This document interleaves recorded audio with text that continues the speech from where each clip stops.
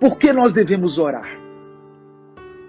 Filipenses capítulo 4, versículo 6, o apóstolo Paulo diz assim: não fiquem inquietos, ansiosos por coisa alguma.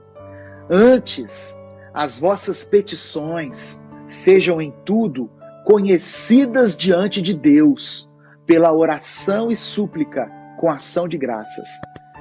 Então, por que devemos orar? Porque nós somos ansiosos, nós somos inquietos em relação aos nossos problemas, ao dia de amanhã. Como é que vai ser? Meu Deus, essa crise, como é que eu vou sobreviver? Como é que eu vou trabalhar? Então, por causa da nossa condição humana, é que nós devemos orar. Porque se nós formos absorver os problemas pelos quais nós passamos, os problemas que nós enfrentamos na família, nós vamos pirar, nós vamos enlouquecer. Mas nós, no momento da oração, estamos nos lembrando de que servimos a um Deus que tem poder sobre todas as coisas.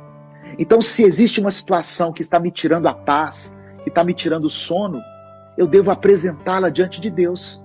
É isso. Deus já sabe tudo o que nós precisamos e o que é melhor para nós. Mas a Bíblia nos orienta a orar, porque há poder na oração. Olha o que Tiago escreveu no capítulo 5, o apóstolo Tiago, no capítulo 5, do verso 13 ao verso 16. Ele disse assim, olha, Tiago 5, do 13 ao 16. Entre vocês, há alguém que está sofrendo? Que ele ore. Há alguém que se sente feliz? Que ele cante louvores. Tá vendo? Tem alguém sofrendo? Ora. Entre vocês está alguém doente? Que ele mande chamar os presbíteros da igreja, os líderes da igreja, para que eles orem sobre ele e o unjam com óleo em nome do Senhor. Aqui fala, né, da autoridade que está sobre a igreja. Tá vendo? Os líderes da igreja. Você é a igreja.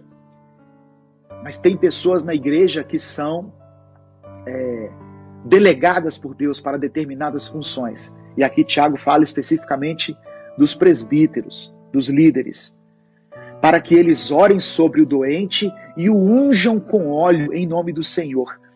E a oração feita com fé curará o doente. O Senhor o levantará. E se houver cometido pecados, ele será perdoado. E aí o verso 16 diz assim: portanto, confessem os seus pecados uns aos outros e orem uns pelos outros para serem curados. A oração de um justo é poderosa e eficaz. Quem são os justos? Aqueles que entregaram a sua vida a Cristo. Aqueles que consagraram a sua vida a Deus. Aqueles que tiveram seus pecados perdoados, que passaram pelo arrependimento e que tiveram seus pecados perdoados e foram lavados e remidos no sangue de Jesus. Esses, aos olhos de Deus, são justos. Outra coisa, qual o lugar certo para orar? Eu tenho que ir para a igreja para orar? Tem gente desesperada aí para abrir a igreja para o cara ir para lá orar. Irmãos, não existe um lugar certo para orar. A igreja é o local onde nós nos reunimos. O templo, que a igreja somos nós. O templo é o local onde nós nos reunimos. E é bom ter comunhão com os irmãos e tal, mas não neste momento. Não é necessário ir até a igreja para orar nesse momento. Como eu falei, qual o lugar certo para orar? Se fosse perguntar para Jesus, ele falou, no quarto. Aí. Se nós perguntássemos para Jesus hoje, Jesus, qual o lugar certo para orar? Ele diria, no quarto. Mas ele também escreveu outras coisas aqui. Sabe por quê? Porque antes era costume do povo judeu ir para o templo orar, ir para o monte, não é pecado ir para o monte, ir para a sinagoga, e nós trouxemos esse costume de que tem um lugar certo para orar. Mas Jesus falou assim, olha, Mateus capítulo 18. Mateus 18, verso 19 e 20. Ele fala assim, olha, também lhes digo que se 2 de vocês concordarem na terra em qualquer assunto sobre o qual pedirem, isso lhes será feito por meu Pai que está nos céus. Pois onde se reunirem 2 ou 3 em meu nome, ali eu estou no meio deles. Ele fala onde, não fala em que lugar não. Onde se reunirem, na praça, na rua, na sala, no quarto, lá na empresa, reuniu 2 ou 3 em nome de Jesus, Jesus se faz presente. Aqui nós estamos reunidos, não fisicamente, mas no mesmo espírito, com a mesma intenção de louvar a Deus, de aprender a palavra. É ou não é verdade? Você aí na sua casa, no seu estado, no seu país, eu aqui em Belo Horizonte, Minas Gerais, Brasil. Mas nós estamos reunidos em nome de quem? De Jesus. Se 2 ou 3 se reunirem em meu nome, eu estarei ali no meio. Jesus está intermediando essa conversa entre nós aqui. Aleluia. Ele está aqui do meu lado. Ele está aí do seu lado. Eu tenho falado que mesmo com cultos online, nós podemos ter experiências tremendas com Deus. Fantásticas. Olha essa palavra, irmãos. Olha como essa palavra falou ao meu coração. Ensinamento simples de escola dominical. Mas como é bom rever essas coisas. Como é bom reaprender essas coisas. Em nome de quem nós devemos orar? Em nome de quem devemos orar? A quem devemos dirigir a nossa oração? João capítulo 14, verso 13 e 14.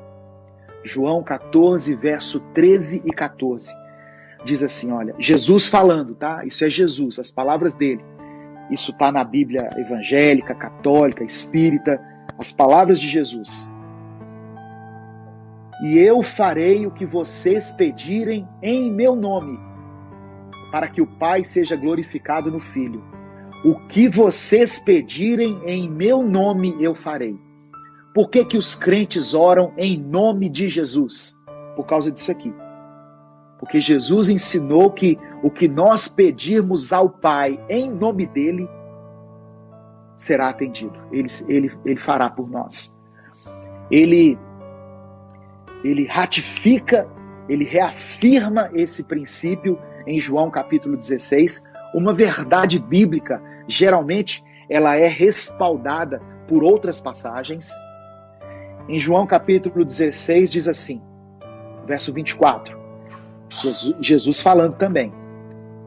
Até agora vocês não pediram nada em meu nome. Peçam e receberão, para que a alegria de vocês seja completa. Até agora vocês não pediram nada em meu nome. Talvez você venha de uma tradição onde foi ensinado a você pedir em nome de outras pessoas. Eu vim dessa tradição. Para cada causa havia um santo, havia uma pessoa. Mas Jesus está dizendo para pedir em nome dele. Nós não precisamos de nenhum outro mediador, intermediário, que não seja Cristo. Por que nós oramos em nome de Jesus? Porque nós somos pecadores. Romanos capítulo 3, verso 23 diz que todos pecaram. Todos que nasceram aqui na terra pecaram. Da pessoa mais santa que você conhece, até o mais pecador, todos pecaram. Então não há ninguém, não há nenhum nome pelo qual nós possamos chegar até Deus, apresentar as nossas petições a Deus, muito menos o nosso. Eu não posso orar a Deus dizendo assim, Deus, o senhor me conhece, né? Eu sou o cara do minuto com Deus, eu sou o pastor Edivaldo. Olha o tanto de coisa boa que eu faço, Jesus. Olha as mensagens que eu coloco todo dia na internet. Deus vai olhar para mim e vai dizer assim, você é pecador. Sabe por quê, irmãos? Porque Deus vê os meus pensamentos em todo o tempo, as minhas palavras, as minhas atitudes. Então eu não posso orar baseado no meu mérito. Por isso eu oro em nome de Jesus. Jesus, ele foi morto no meu lugar. Ele venceu o pecado. Ele venceu a morte. Ele venceu o inferno. Ele venceu o mundo. Então, respaldado por ele, pela vida dele, pela obra dele, é que eu oro a Deus, em nome de Jesus. 1 Timóteo capítulo 2, versículo 5. 1 Timóteo capítulo 2, verso 5, diz assim, olha, porque há um só Deus e um só mediador entre Deus e os homens, Jesus Cristo, homem. Há um só Deus a quem devemos orar e um só mediador entre Deus e os homens, ou seja, uma só pessoa que intermedia a nossa conversa com Deus, a nossa oração a Deus, Jesus Cristo. Só a Ele você deve orar e se dirigir. Amém?